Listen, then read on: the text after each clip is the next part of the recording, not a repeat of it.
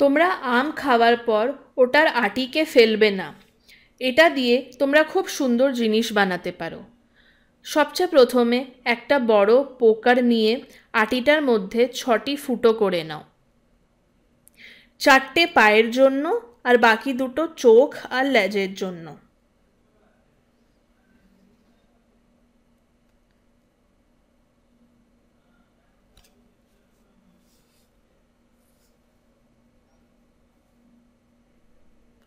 এরপর দেশলাইয়ের কাঠি নিয়ে 4টে ফুটোর মধ্যে আঠা লাগিয়ে ঢুকিয়ে নাও, যাতে ওটা ভালোভাবে লেগে যাক।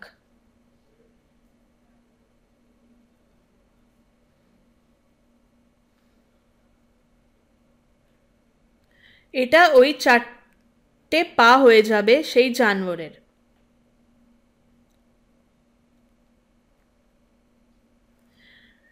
এরপর একটা উলের সুতলি পিছনের ফুটোতে ঢুকিয়ে নাও, তো এটা ওটা লেজ হয়ে যাবে।